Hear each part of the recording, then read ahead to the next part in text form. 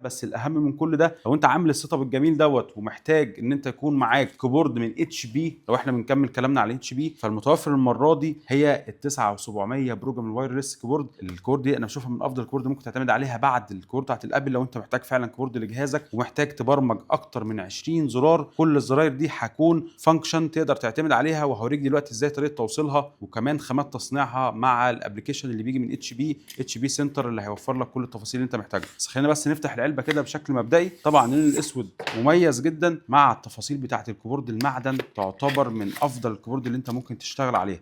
مجرد ما هتفتح الجهاز وهتشوف الكيبورد اللي بتيجي معاك عربي انجليزي، مش محتاج تعمل اي تفاصيل. اول حاجه طبعا الكيبورد زي ما انت شايف كده التفاصيل بتاعتها قد ايه مميزه، والالوان بتاعتها السيلفر ده مميز مع شاحن التايب سي. فانت برضه لو محتاج على الجهاز زي ده، فانت اصبح الشحن بتاعه تايب سي، تقدر تشغلها من زرار هنا وكمان في الستاند بتاعها. بس قبل ما نعمل الكلام ده خليني اوريك المحتويات اللي بتيجي في العلبه.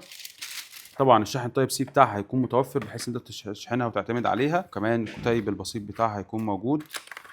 جودة الكابل يعني مع اللون، حتى التفاصيل هنا في اللون بتاعت الكابل زي ما انت شايف كده مميزة جدا. كابل تايب سي هتقدر تشحنها. خلينا بشكل كده مبدئي نوصلها ونستعرضها معاكم. طبعا انا مش عارف هي باين في اللون ولا لا، بس باين قوي ان الكيبورد بتاعتنا باك لايت تقدر توصلها طبعا مع الجهاز. خليني كده اوصلها لك بشكل سريع.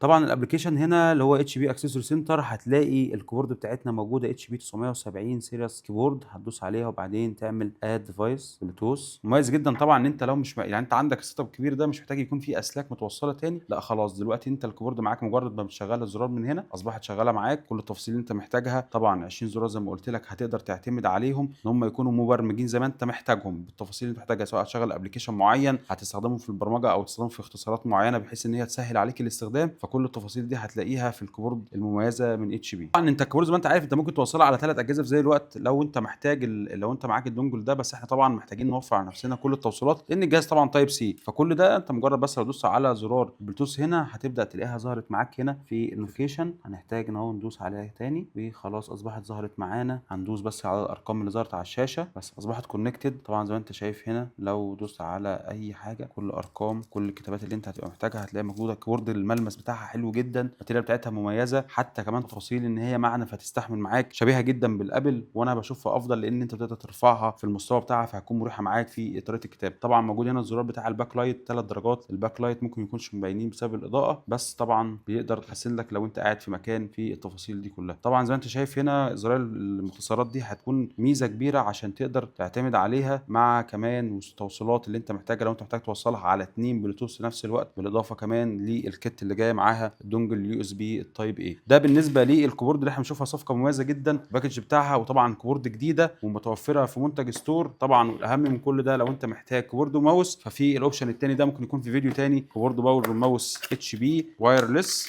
كومبو. الماوس والكيبورد مع بعض طبعا هتكون مميزه. طبعا حتى الحجر الانجايزر جاي معاها. الاستخدام بتاع الماوس ده انا بشوفه من افضل ماوسات الاتش بي عملتها، ودي اعتماديه جدا وهتكون مفيده حتى كمان للشركات والمؤسسات. لو انت عندك موظفين في استخدام شاق على الكيبورد والماوس فهتكون تفصيله مميزه جدا للجهاز.